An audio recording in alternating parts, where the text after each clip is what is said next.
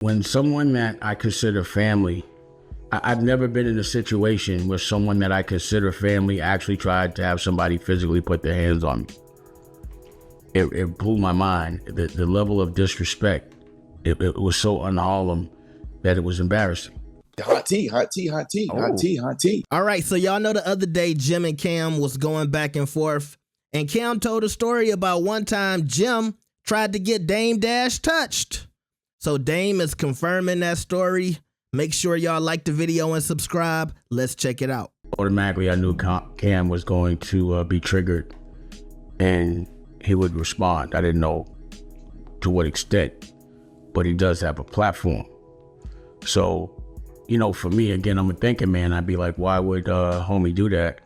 You know, say something knowing that Cam has a platform that has a lot of rhythm. And for me, I was like, there must be a project coming out. There's no other reason. And I know homie, he doesn't care, you know. But what I can say is, you know, for me, I'm definitely staying out of that. Those are, to me, like, you know, my little brothers. You know, I've known them since they were children, and they've known me since I was a child. You know, and it's this whole this classic tale. It's always the friends that end up hurting each other the most. It's always your best friend. It's always the people you put on, and it's just, to me, systematically, it's been the behavior pattern within our culture is the people that we help the most and love the most and grew up with or the coolest with, supposed to be your best friends, are usually the ones that hurt you. It's always like that. And, you know, for me, civil war is always bad for business. The only people that gain are the people that are being entertained watching that have nothing to do with it. And, you know, I think, especially like us being from Harlem, it's just a big, a physical altercation and a public altercation is always a black eye for whatever neighborhood you're from when it's internal. And, you know, I heard what you know, a couple people called me about what Jim said about me. And I was like, I don't know, I understand that. And then I heard what Cam said. You went and got a couple niggas, and I know these niggas, they my niggas too. You tell them you got a problem, they jump in the car. They don't know who you got a problem with. They get down there as Dame.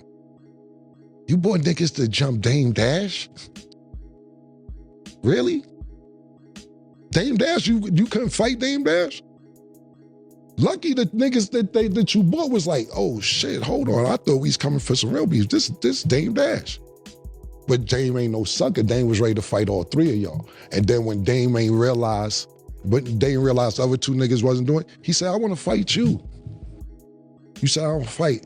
Dame said, why you got muscles? You said, I got muscles to look good. You know why I know? Because it's on tape. Did I put the tape out? Did I tell niggas, yo, put that tape out?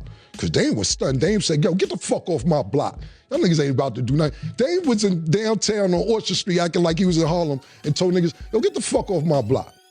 I told niggas, don't put that tape out, man. It ain't worth it. You know, that was true. People ask me, it's been brought up. You know, Big Face Gary, he was appalled, but he was like, why didn't you ever tell us? You know, why didn't you ever tell us that he came to the block with his boys and you know, had to almost get into an altercation? And it was really like, when someone that I consider family, I've never been in a situation where someone that I consider family actually tried to have somebody physically put their hands on me. It blew my mind. The level of disrespect, it was so un-Harlem that it was embarrassing. That one of the ones that I raised would actually try to have me hurt. And for what?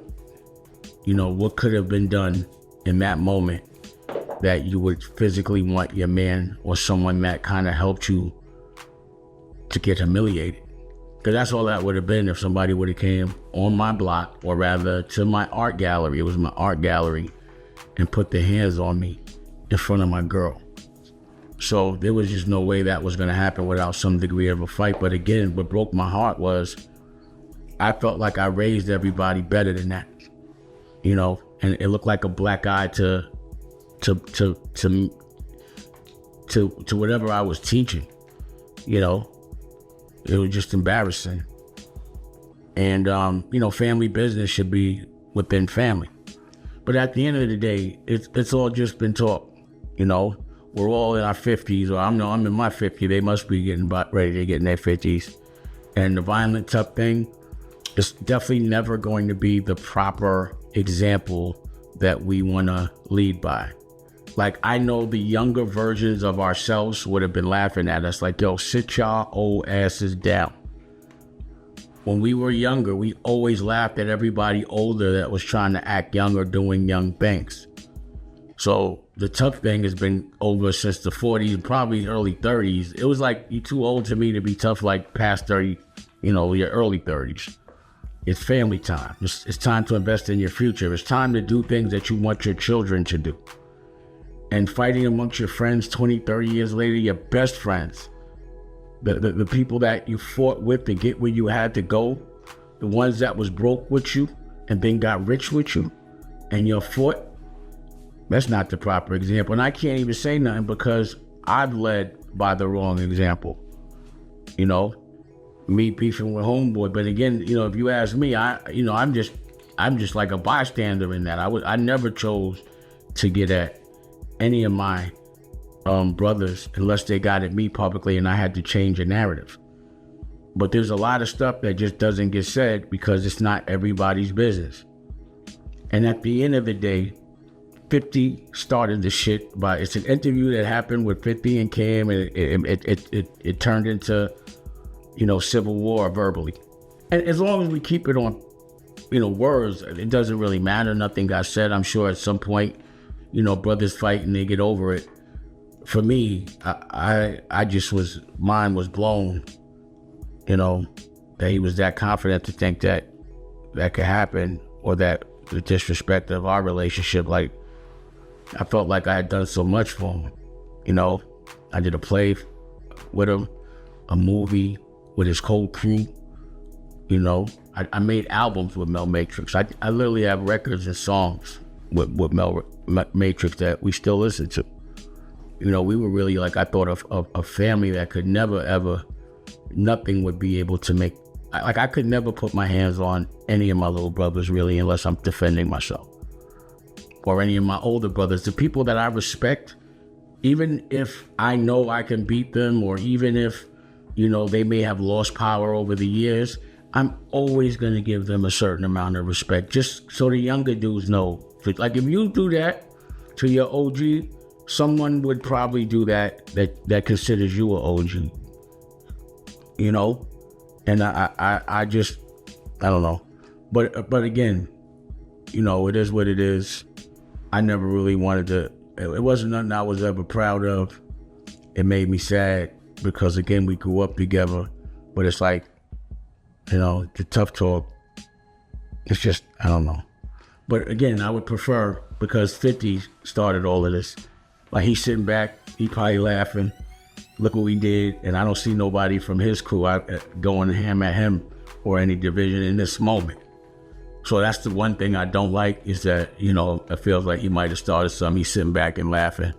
But I'm sure they'll work it out. You know, again, it wasn't no physicalities, and nothing was said that was too crazy, that was too untrue. It just felt like two brothers that had things on their mind. I don't know how I caught the buckshot of that, but again, I hope they resolve it. And I don't think it's as big a deal as everyone's saying. I know homeboy gonna capitalize off it and put records out, which he should. Why can't... All right, so y'all heard it from the horse's mouth. He confirmed that Jim did pull up with some guys to try to humiliate him, as Dame said.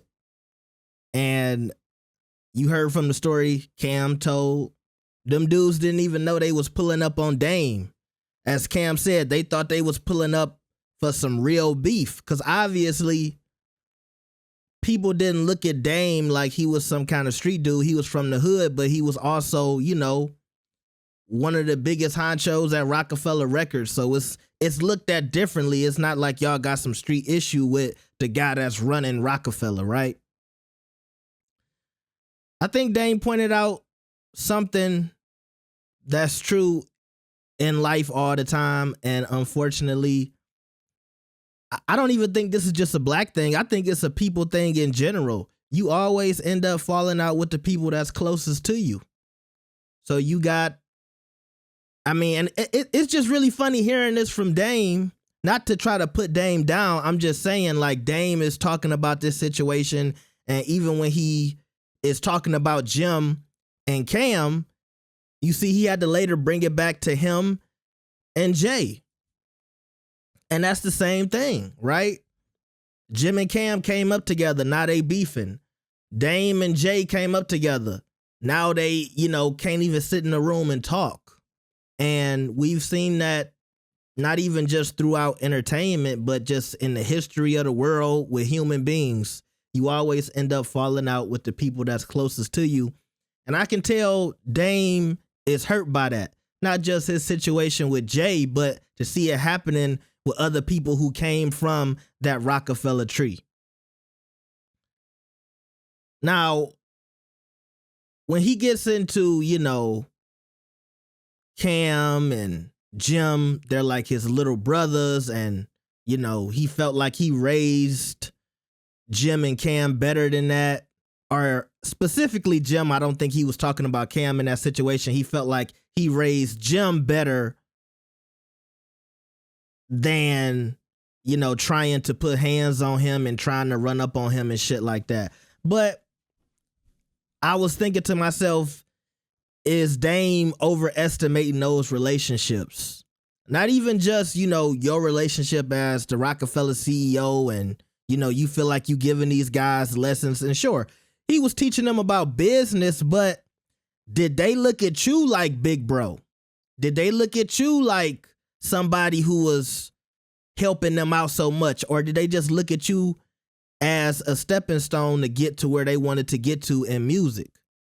And I think that happens a lot in entertainment, where you have somebody who looks at a relationship one way and the other person is like, I don't have that much admiration for you.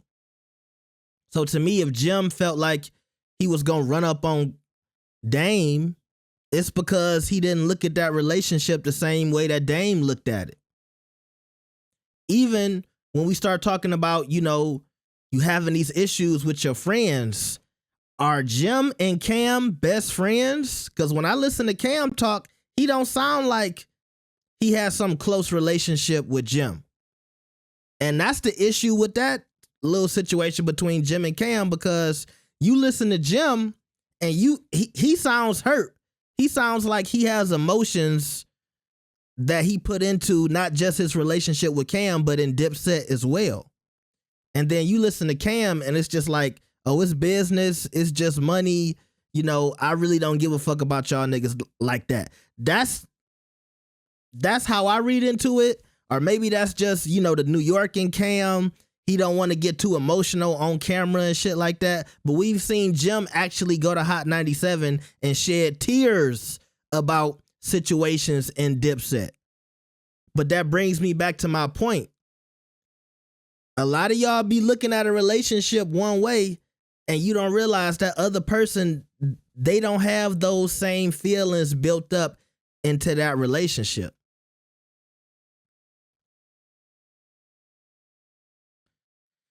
But the last thing I thought was interesting, and this was true because I remember, look, I was young during the Rockefeller days, but I remember looking at all of the footage. And yeah, back in the day, Dame and everybody else who was a part of Rockefeller, they did have this battle with like the older guys in hip hop, or whether it be like older people in positions of power who was trying to stop Rockefeller because they didn't like to see all these black dudes coming up, right?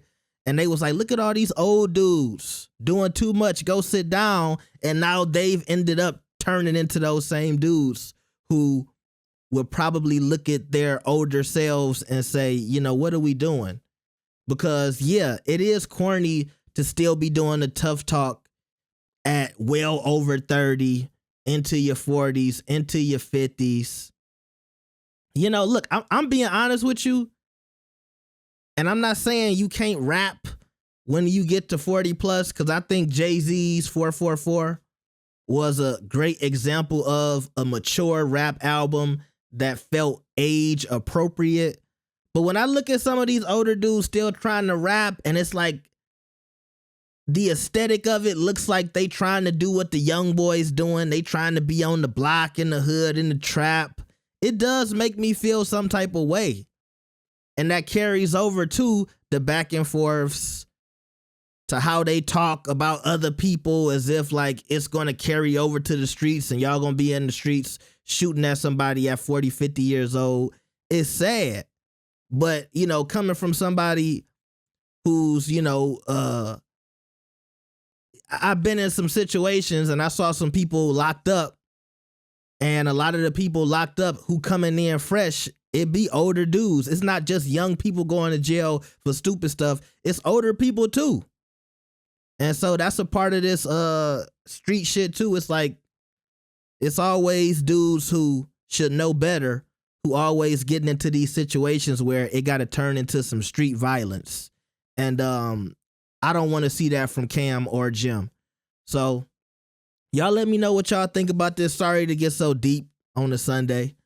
You know, but y'all let me know what y'all think about this. Like the video and subscribe. I'll see y'all next time. Peace.